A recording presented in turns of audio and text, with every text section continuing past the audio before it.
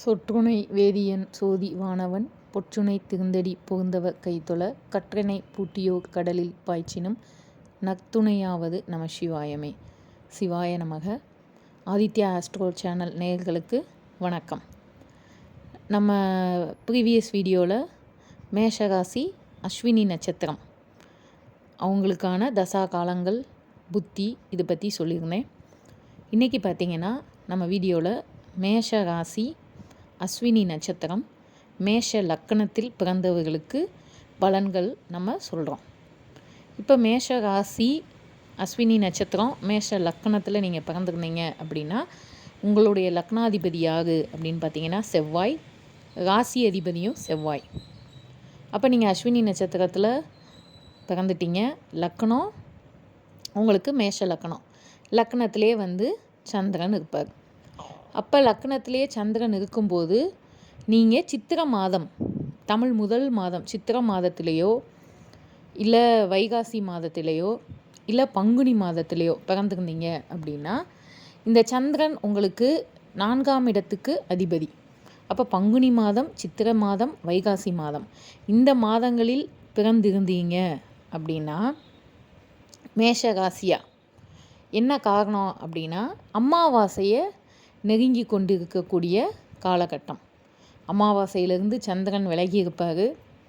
இல்லை சித்திரை மாதத்தில் பிறந்திருந்தீங்கன்னா அமாவாசையாக இருக்கும். அதுதான் சொல்கிறேன். அப்போ தேய்பிறை சந்திரனாகவும் அல்லது அப்போ தான் அமாவாசையை விட்டு வெளியில் வந்த சந்திரனாகவும் இருப்பார். ஒரு முழு சந்திரனாக இருக்க மாட்டார். இதே நீங்கள் ஐப்பசி மாதம் பிறந்திருக்கீங்க, புரட்டாசி இல்லை ஐப்பசி இந்த மாதம் பிறந்திருக்கீங்க அப்படின்னா பௌர்ணமி சந்திரனாக இருப்பார்.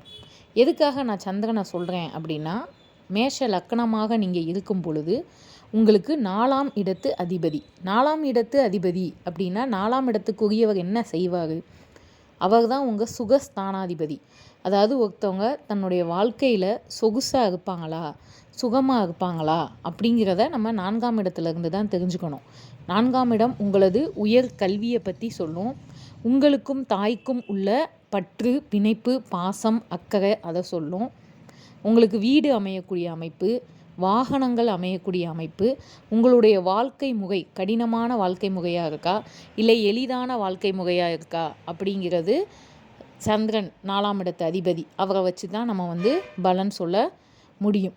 அப்போ நீங்கள் தேய்பிறை சந்திரனில் பிறந்திருந்தீங்க அப்படின்னா, அதாவது அமாவாசைக்கு மொதல் நாளோ அமாவாசை அன்றோ அமாவாசை கழித்து 2-3 நாட்கள் இதில் நம்ம தேய்பிறை சந்திரன் அப்போ தான் அமாவாசையை விட்டு வெளியில் வந்த வளர்பிறை சந்திரனாக இருப்பார். அப்போ நீங்கள் கவனமாக உங்களுடைய தாயார் உடல்நிலை மீது கவனமாக இருக்கணும். அடுத்து உங்களுடைய மேல் வயிறு, ஜீரணம், அஜீரணம், அடுத்து வாதம், பித்தம், அதாவது என்ன சொல்கிறது, ஒரு மாதிரி அஜீர்ணமாக ஏப்பம் வந்துட்டே இருக்கிறது, இல்லை வயிறு சூடு பிடிச்சிட்டு வலிக்கிறது, இல்லை சாப்பாடு செரிமானம் ஆகாமல் இருக்கிறது, இந்த மாதிரி பிரச்சனைகள் உங்களுக்கோ உங்களுடைய தாய்க்கோ இருக்கிறதுக்கான வாய்ப்பு இருக்குது. இது 6ஆம் இடத்தை பொறுத்தும் அமையும். 4ஆம் இடம்ங்கிறது வயிறு. இந்த உபாதைகள் 6ஆம் இடத்து கிரகத்தை பொறுத்தும் அமையும். அடுத்து கல்வி நீங்கள் தேய்பிறை சந்திரனாக இருக்கும்போது கொஞ்சம் கல்வியில் நீங்கள் என்ன சொல்லலாம் அப்படின்னா ஒரு ஆவரேஜ் ஸ்டூடெண்ட்டாக இருந்து இல்லை கடினப்பட்டு இல்லை கொஞ்சம் படிப்பில் பிரேக் விட்டுட்டு திரும்ப படிக்கிற மாதிரி இந்த மாதிரி அமைப்புகள் உங்களுக்கு இருந்திருக்கும். அதுமாதிரி வீடு, வண்டி, வாகனம் அமைகிறதுல கொஞ்சம் சிரமப்படுற மாதிரி இருக்கும். சந்திர திசை வரும்பொழுது இந்த சந்திர திசை உங்களுக்கு சுகஸ்தானாதிபதி. அப்போ பௌர்ணமியில் பிறந்திருந்தீங்கன்னா உங்களுக்கு சந்திர திசை அமோகமாக இருக்கும். ஏன்னா 4ஆம் இடத்துக்கான வேலையை பௌர்ணமி சந்திரனாக இருக்கும்போது உங்களுக்கு அதிகப்படியான நன்மைகள், நான் சொன்ன விஷயங்கள் எல்லாத்துலேயுமே வீடு, வண்டி, வாகனம், தாயாரோட உடல்நிலை, உங்களுக்கும் தாய்க்கும் இருக்கக்கூடிய என்ன சொல்கிறது அன்பு, அக்கறை, அந்த விஷயங்கள், கவனிப்பு, இது எல்லாமே ரொம்ப அமோகமாக இருக்கும். எப்போனா பௌர்ணமி சந்திரனாக இருக்கும்போது. அதே மாதிரி வளர்பிறை சந்திரனாக இருக்கும்போதும் சந்திர திசை அப்படி தான் இருக்கும். தேய்பிறை சந்திரனாக இருக்கும்போது என்ன ஆகும் அப்படின்னா அதுக்காக நல்லது நடக்காது, கெட்டதாக நடக்கும் அப்படின்னு அர்த்தம் கிடையாது. தேய்பிறை சந்திரனாக இருக்கும்போது அவர் 4ஆம் இடத்து அதிபதி இல்லையா, அதனால ஏதாவது ஒரு வகையில் அவர் வந்து ஒரு கஷ்டத்தை கொடுப்பார். அப்போ இப்போ நம்ம மேஷ லக்கணம்னு சொல்லியிருக்கோம். அப்போ லக்கணத்திலேயே 4க்குரியவர் இருப்பார். அப்போ கண்டிப்பாக உங்களுடைய தாய் வந்து உங்களோட தான் இருப்பாங்க. அதாவது நீங்கள் என்ன தான் சண்டை போட்டுக்கிட்டாலும் அடிச்சுக்கிட்டாலும் பிடிச்சிக்கிட்டாலும் அம்மாவும் மகனும் இல்லை அம்மாவும் மகளும் விட்டு கொடுக்காம ஒரே இடத்துல இருக்கிறதுக்கான வாய்ப்பு, இல்லை பொண்ணாக இருந்தால் கல்யாணம் பண்ணி அம்மா வீட்டு பக்கத்துலேயே இருக்கிறதுக்கான வாய்ப்பு, இல்லை மகனாக இருந்து கல்யாணம் ஆயிடுச்சுன்னா தாய் மனைவி இப்படி எல்லா கூடயும் இருக்கிற மாதிரி அமைப்பு இருக்கும். அதுக்கடுத்து நீங்கள் தேய்பிறை சந்திரனில் பிறந்திருந்தீங்க அப்படின்னா 4ஆம் இடத்து அதிபதி உங்கள் லக்கணத்திலே இருக்கிறனால உங்களுடைய உடல் உபாதைகள் வந்து கொஞ்சம் இருக்கும். அஜீரண கோளாறு, செரிமான கோளாறு, இந்த மாதிரி பிரச்சனைகள் வந்து உங்களோட லக்கணத்தில் சந்திரன் இருக்கிறனால உங்களை பாதிக்கும். தாயை பாதிக்கிறத விட என்ன ஆகும் அப்படின்னா உங்களுக்கு இந்த பிரச்சனைகள் வந்து ஏற்படுறதுக்கு வாய்ப்புகள் வந்து அதிகமாக இருக்கும். அப்போ சந்திர திசையில் நீங்கள் முழுக்க முழுக்க எதை கவனம் செலுத்தலாம் அப்படின்னா உங்கள் உடல்நிலையில் கவனம் செலுத்தணும். அதுக்கடுத்து வீடு, வண்டி, வாகனம். வீடு வந்து நம்ம சுக்கிரனோட அமைப்பையும் பார்க்கணும். அப்போ சுக்கிரன் வந்து நமக்கு எந்த இடத்து அதிபதி அப்படின்னா உங்களுக்கு 2 மற்றும் 7க்கான அதிபதி. அப்போ உங்கள் குடும்பஸ்தானத்துக்கும் கலஸ்திரஸ்தானத்துக்கும் யார் அதிபதி அப்படின்னு பார்த்தீங்கன்னா சுக்கிரன் தான் அதிபதி. அப்போ நம்ம சுக்கிர தசை வந்து நான் சொன்னேன், நீங்கள் வந்து அஸ்வினி நட்சத்திரமாக பிறந்திருந்தீங்கன்னா இள வயதிலே உங்களுக்கு சுக்கிர தசை முடிஞ்சுக்கணும்.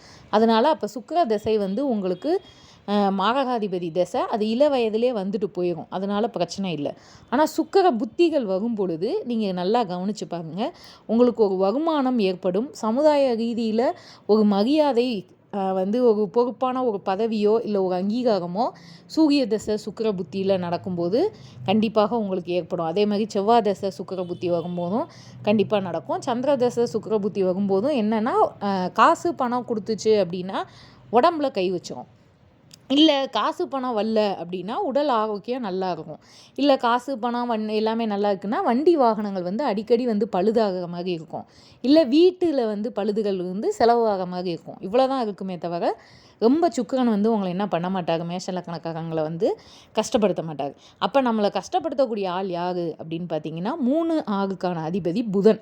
அப்போ உங்கள் ஜாதக கட்டத்தில், பிறப்பு ஜாதக கட்டத்தில் இந்த புதன் எங்கே இருக்காருன்னு பார்த்துக்கோங்க. இந்த புதன் யார் கூட சேர்ந்துருக்காருன்னு பார்த்துக்கோங்க. இப்போ எப்பயுமே புதன் பார்த்தீங்கன்னா சுக்கிரனோட இருப்பார், இல்லை சூரியனோட இருப்பார். எப்போவாது ராகு கேது கூடயோ இல்லை சனி பகவான் கூடயோ இருப்பார். அப்போ இந்த புதன் யார் கூட இருக்காங்களோ அந்த காரகத்துவத்தை நீங்கள் ரொம்ப வந்து கவனமாக இருக்கணும்.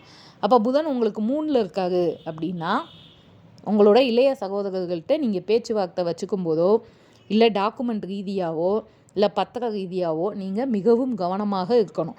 அவங்க வந்து உங்களுக்கு எதிரியாக இருப்பாங்கன்னு அர்த்தம் இல்லை. நீங்கள் மேஷ லக்கணத்தில் பிறந்து 3ஆம் இடத்துல புதன் இருந்தது அப்படின்னா புதன் யார் மூலயமா ஆக்டிவேட் பண்ண முடியும்? உங்களோட இளைய சகோதரன் 3ஆம் இடத்துலையே இருக்காருன்னு வச்சுக்கோங்க, ஆட்சி பெற்று வேற இருப்பார். அப்போ இளைய சகோதர சகோதரிகள் மூலியமாக செய்யலாம். இல்லை அப்படின்னா சின்ன குழந்தைகள் 13 வயதுக்குட்பட்ட உங்கள் சொந்தக்கார குழந்தைகளில் ஏதாவது உங்களோட பிரச்சனை பண்ணலாம். அப்படி இல்லை அப்படின்னா தாய்மாமன் உறவு, ஏன்னா 6க்கும் அவர் தான் வந்து அதிபதி. அப்போ உங்கள் தாய்மாமன் உறவு மூலியமாக உங்களுக்கு பிரச்சனை வரலாம். இல்லைன்னா வேலை பார்க்குற இடத்துல என்ன நடக்கும் அப்படின்னா உங்களுக்கு பிரச்சனை வரும். அப்போ புதன் வந்து ஆட்சி பெற்றிருக்கிறதுனால கண்டிப்பாக உங்களுக்கு வேலை வாய்ப்பில் வந்து எந்த பிரச்சனையும் இருக்காது. அப்படி நீங்கள் வேலை வாய்ப்பில் இருக்கும்போது சிறு குழந்தைகளோ சிறார்களோ இருந்தாங்க அப்படின்னா அவங்கக்கிட்ட கொஞ்சம் கவனமாக இருந்துக்கிறது உங்களுக்கு நல்லது. அதே மாதிரி வேலை பார்க்குற இடத்துல கம்யூனிகேஷன், நீங்கள் சொல்கிறது நீங்கள் ஒன்று சொல்லியிருப்பீங்க, அதை மிஸ்கம்யூனிகேட் பண்ணியிருப்பாங்க. அதனால 3ஆம் இடத்துல மேஷ லக்கணத்துக்கு புதன் இருந்தது அப்படின்னா ரொம்ப நீங்கள் கவனமாக இருக்க வேண்டியது கம்யூனிகேஷனில், பேச்சுவார்த்தைகளில், உங்களோட டாக்குமெண்ட்டில். உங்களுக்கு வந்து பார்த்தோம்னா அசாத்தியமான தைரியம் இருக்கும். மனசுக்குள்ளே வந்து கூட்டு தைரியம்னு சொல்லுவாங்களா, அந்த மாதிரி தைரியம் வந்து உங்களுக்கு அதிகமாக இருக்கும். ஏன்னா 3க்கு அதிபதி 3லேயே இருக்காது. அப்போ தைரியம் அதிகமாக இருக்கும். அந்த தைரியம் அதிகமாக இருக்கிறனால நீங்கள் மனசில் பட்டதை பேசிக்குவீங்க. அப்படி பேசுகிறது உங்களுக்கு பிரச்சனையாக வர வாய்ப்பு ரொம்ப ரொம்ப அதிகம். அதே மாதிரி உங்களோட இளைய சகோதரர்களை நான் சொல்கிறேன், அக்கா அண்ணங்களில் தம்பி தங்கச்சி இவங்க கூட வந்து நீங்கள் என்ன பண்ணணும் அப்படின்னா ரொம்ப கவனமாக இருக்கணும். அடுத்து டாக்குமெண்ட் விஷயம். இந்த டாக்குமெண்ட்டில் நீங்கள் சொத்து வாங்குறீங்க, இல்லை இடம் வாங்குறீங்க, இல்லை ஒரு இடத்த லீஸுக்கு எடுத்து தொழில் பண்ணுறீங்க, இப்படி எந்த மாதிரி விஷயங்கள் இருந்தாலும் நீங்கள் என்ன பண்ணணும் அப்படின்னா டாக்குமெண்டேஷனை வந்து கரெக்டாக நீங்கள் செஞ்சிட்டீங்க அப்படின்னா உங்களுக்கு எந்த ஒரு பிரச்சனையும் இல்லை. ஏன் அப்படின்னா உங்களுக்கு புதன் திசை வராது. அதனால் புதன் வந்து உங்களை அதிகமாக பாதிக்கணும் அப்படின்னா எப்போ பாதிப்பார் அப்படிங்கிறத நான் சொல்லிடுறேன். சந்திர தசை புதன் புத்தியில் உங்களுக்கு கண்டிப்பாக ஒரு செக்கு வைப்பார். அதுக்கடுத்து பார்த்திங்கன்னா செவ்வாய் தசை புதன் புத்தி. ஏன்னா சந்திரனுக்கும் புதனுக்கும் ஆகாது, அதனால சந்திர தசை புதன் புத்தி. செவ்வாய் வந்து நமக்கு லக்னாதிபதியும் அவர் தான், அட்டமாதிபதியும் அவர் தான். அப்போ செவ்வாய் வந்து எனக்கு நான் தெரிஞ்சு நிறையா ஜாதகத்தில் அனுபவ ரீதியாக பார்த்தோம் அப்படின்னா, லக்னாதிபதி வேலையை விட்டுட்டு அட்டமாதிபதியாகவும் 6ஆம் அதிபதியாகவும் தாங்க செவ்வாய் நிறைய செயல்படுறாரு. விருச்சிக லக்கணத்தை எடுத்துக்கிட்டோம்னா 6க்குரியவர், மேஷ லக்கணத்தை எடுத்துக்கிட்டோம்னா 8க்குரியவர். அப்போ அவர் வந்து 6, 8க்குரியவராக தான் வேலை பார்க்குறாரே தவிர லக்னாதிபதி வேலையை அவருக்கு கொஞ்சம் கூட பார்க்குறது கிடையாது. லக்னாதிபதி வேலை என்ன செய்வார்னா தைரியத்தை மட்டும் கொடுப்பார். என்ன வந்தாலும் பார்த்துக்கலாம், அது மேஷ லக்கணமாக இருந்தாலும் சரி, விருச்சிக லக்கணமாக இருந்தாலும் சரி, என்ன பிரச்சனை வந்தாலும் சரி சந்திப்போம், எந்திரிச்சு வந்துடுவோம் அப்படிங்கிற மன தைரியம் மட்டும்தான் இருக்கும்.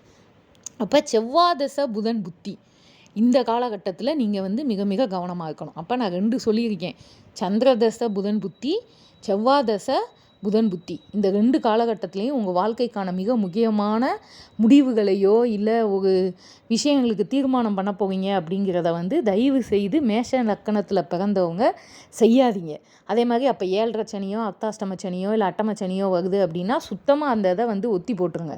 ஏன்னா அந்த டயத்தில் தான் வந்து உங்கள் கூட பிறந்தவங்க சண்டைக்கு வருவாங்க, இல்லை மாமா வழியில் சண்டைக்கு வருவாங்க, தாய்மாமன் வழியில் பிரச்சனை வரும். இது எதுவுமே இல்லை எனக்கு தாய்மாமனே இல்லைங்க, என் கூட பிறந்தவங்களும் யாரும் இல்லை, நான் ஒரே பிள்ளையாக பிறந்திருக்கேன் அப்படின்னா கண்டிப்பாக வேலை பார்க்குற இடத்துல அந்த இடத்துல இருந்து உங்களை எப்படியாவது வெளியேற்றுற மாதிரி நடக்கும். அப்படி வெளியேற மாதிரி இருந்தால் வேறு இடத்துல ஒரு வேலைக்கு தேடிக்கிட்டு நீங்கள் வெளியேறது நல்லது. இல்லை நான் வந்து இருந்துக்குவேன் அப்படின்னு நீங்கள் நினச்சிங்கன்னா அந்த இடத்துலையே கண்டினியூ பண்ணலாம். ஆனால் நம்ம செவ்வாய் தசை நடக்கும்போது இருக்க விட மாட்டார். ஏன்னா அவரோட குணத்தை என்ன பண்ணுவார் அப்படின்னா ஹைலைட் பண்ணி விடுவார். செவ்வாய் வந்து எப்பயுமே அவசர புத்திக்காரு. அப்போ அவங்க வந்து ஹைலைட் பண்ணி விடுவார். அதனால் நீங்கள் எப்பயும் நான் சொல்கிறேன், புதன் புத்தி அதுவும் எந்தெந்த திசையில் சொல்லியிருக்கேன், சந்திர தசையிலையும் செவ்வாய் தசையிலையும். இப்போ உங்களுக்கு சந்திர தசை நடந்துட்டு இருக்குது அப்படின்னா புதன் புத்தி வரும்பொழுது மிக மிக கவனமாக இருங்க. அதே மாதிரி இல்லை செவ்வாய் தசை நடக்குது அப்படின்னாலும் புதன் புத்தி வரும்போது ரொம்ப நீங்கள் கவனமாக இருக்கணும். அடுத்தடுத்து நம்மளை கஷ்டப்படுத்த போகிற ஆள் யார் அப்படின்னு பார்த்தீங்கன்னா பாதகாதிபதின்னு சொல்லி சனி பகவான். ஆனால் மேஷ லக்னத்துக்கு சனி பகவான் வந்து என்ன செய்ய மாட்டார் அப்படின்னா அந்தளவுக்கு பாதக செயலை வந்து செய்ய மாட்டார். அப்படி செய்கிறத இருந்தால் என்ன நடக்கும் அப்படின்னா உங்கள் பெரியப்பா வகை இல்லை உங்களுக்கு அண்ணன் அக்கா இருப்பாங்கள்ல அவங்க மூலியமாக ஏதாவது சின்ன சின்ன பிரச்சனை வருமே தவிர மற்றபடி வேறு எந்த விதமான பிரச்சனையும் வராது. ஏன்னா 11ஆம் இடத்துலையே சனி பகவான் ஆட்சி பெற்று உட்காந்துருந்தாரு அப்படின்னா லாபத்தில் உங்களுக்கு கை வைப்பார். வேறு மற்றபடி எந்த பிரச்சனையும் அவர்னால வராது. அவரோட திசையும் நமக்கு வரப்போகிறது கிடையாது. அதனால் அதை பற்றி கவலைப்பட தேவையில்லை. அடுத்து குரு பகவான் வந்து உங்களுக்கு 9, 12ஆமுக்குரிய அதிபதி, பாக்கியாதிபதி. அவர் தான் எல்லா பாக்கியத்தையும் கொடுப்பாரு. கொடுத்த எல்லாத்தையும் அவர் தான் செலவும் செய்ய வைப்பார். ஏன்னா 12ங்கிறது விரயம். அப்போ நீங்கள் யார் புத்தியில் கவனமாக இருக்கணும்னு சொல்லிட்டேன், புதன் புத்தியில். உங்களுக்கு சூப்பர் ஹீரோ யாருன்னா சூரியன் தாங்க. சூரிய புத்தி வரும்போதெல்லாம் வந்து பார்த்தீங்கன்னா அது எந்த திசையாக இருந்தாலும் சரி, ஏன்னா நமக்கு சனி தசை வரப்போகிறதில்ல. சனி தசை சூரிய புத்தி மட்டும்தான் படுத்தி எடுக்கும். மற்றபடி எந்த திசையிலையும் சூரியன் வந்து அந்தளவுக்கு யாரையும் பாதிக்க மாட்டார். மேஷ லக்கணத்துக்கு நான் சொல்கிறேன். அப்போ மேஷ லக்கணத்துக்கு சூரிய புத்தி வரும் பொழுது நீங்கள் எந்த விதமான நல்ல முடிவுகள், தொழில் முன்னேற்றத்துக்கானது, வீடு கட்டுறது, சொத்து வாங்குறது, இல்லை புதுசாக தொழில் ஆரம்பிக்கிறது, எதுனாலும் நீங்கள் உங்களோட சூரிய புத்தியிலையும், குரு புத்தி கூட விரயத்துக்கு வந்துடுவார், பாதி விரயமாகும். ஆனால் சூரியன் அப்படி கிடையாதுங்க. முழுக்க முழுக்க உங்களுக்கு அவர் பஞ்சமாதிபதி அப்படிங்கிறனால காலச்சக்கரத்துக்கு அவர் தான் பஞ்சமாதிபதி. அப்போ நீங்கள் மேஷ லக்கணத்தில் பிறந்தீங்கன்னா முழுக்க முழுக்க உங்களுக்கு குலதெய்வ அருள் எல்லாமே கிடைக்கும். இப்போ அதே சூரியன் நீங்கள் வந்து புரட்டாசி மாதத்துலையோ ஐப்பசி மாதத்துலையோ பிறந்துட்டீங்க அப்படின்னா என்ன ஆவார்னா 6ல் மறைஞ்சிருவார், 7ல் போய் நீசமாகி போயிடுவார். அப்போ 7ல் சூரியன் இருக்குது, நீசமாயிருச்சு அப்படின்னா எப்படியும் சூரியனோட தான் சுக்கிரன் இருப்பார். அப்போ கண்டிப்பாக பார்த்தோம்னா என்ன ஆகும் அப்படின்னா மனைவி சம்மந்தப்பட்ட பிரச்சனைகள் இருக்கும், இல்லை 2 திருமணம் ஆகிறதுக்கான வாய்ப்புகள் இருக்கும், இல்லை மனைவிக்கு உடல்நிலை, முதுகு தண்டுவடம், கண் இந்த மாதிரி இடத்துல பிரச்சனைகள் வர்றதுக்கான வாய்ப்பு இருக்கும். அதே சூரியன் 6ல் இருந்தார் அப்படின்னா உங்கள் தகப்பனுக்கும் உங்களுக்கும் வந்து கருத்து வேறுபாடு இருக்க வாய்ப்பு இருக்குது. உங்களுக்கு வந்து கண் பிரச்சனை, வலது கண் பிரச்சனை, அதே மாதிரி தலைவலி, ஒற்றை தலைவலி, இந்த மாதிரி பிரச்சனைகள் வர்றதுக்கு வாய்ப்பு இருக்குது. இது வந்து நீங்கள் எப்போ பிறந்தா புரட்டாசி மாதத்துலேயும் ஐப்பசி மாதத்துலேயும் மட்டும் மேஷ ராசியில் பிறந்தீங்கன்னா, அதுவும் ஐப்பசி மாதத்தில் பிறந்தீங்கன்னா என்ன ஹைலைட் ஆகி போயிருக்கும்னா பௌர்ணமி ஆயிரும். அப்படிங்கும்போது சூரியன் கொஞ்சம் பவர் வாங்கிடுவார். ஏன்னா நேருக்கு நேர் சந்திரனோடு இருப்பார், பௌர்ணமி ஆகி போயிடும். அப்போ புரட்டாசி மாதத்தில் மேஷராசியில் பிறக்கிறவங்க மட்டும் கொஞ்சம் தகப்பெண்ட்டையும் கரெக்டாக இருந்துக்கணும். உங்களோட முதுகு தண்டுவடம், கண், தலை, உயரமான இடத்துக்கு போகிறத தவிர்க்கிறது, இந்த மாதிரி விஷயங்களை வச்சுக்கணும். அடுத்து அரசாங்க சம்மந்தமாக வரி கட்டுறது, சொத்துக்களை வாங்கும்போது பத்திரம், ஏன்னா சூரியனும் புதனும் சேர்ந்து 6ல் உட்காந்துட்டாங்கன்னா நீங்கள் பத்திரம் வாங்கும்போது அது கண்டிப்பாக அரசாங்க முறையில் ஏதாவது ஒரு வேலையை பார்த்து விட்டு போயிடும். அதனால் நீங்கள் சொத்து முடிக்கும்போது கண்டிப்பாக என்ன செய்யணும் அப்படின்னா அரசாங்க ரீதியாக உள்ள ஆவணங்கள் அனைத்தையும் சரி பார்க்கணும். இப்போ மேஷ ராசி, மேஷ லக்னம், அஸ்வினி நட்சத்திரக்காரர்கள் மிக கவனமாக இருக்க வேண்டியது எதில் அப்படின்னு நான் சொன்னேன் அப்படின்னா புதன் புத்தி காலங்களில். சந்திரதசை புதன் புத்தி, செவ்வாதசை புதன் புத்தி, புதனோட காரகத்துவமான இளைய சகோதரன், கம்யூனிகேஷன், நீங்கள் பேசுகிறது, அதுக்கடுத்தியாக தாய்மாமன், அதுக்கடுத்து ஆவணங்கள். இந்த 4 விஷயத்துலேயும் நீங்கள் ரொம்ப கவனமாக இருந்துட்டீங்க.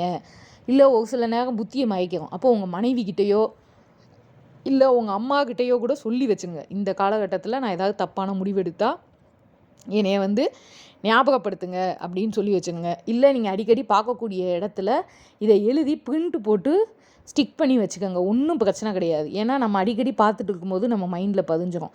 இதை மட்டும் நீங்கள் ஃபாலோ பண்ணிட்டு வந்தீங்கன்னா கோச்சார பயிற்சிகள் உங்களை பெரிதும் எந்த வகையிலையும் பாதிப்படையாது.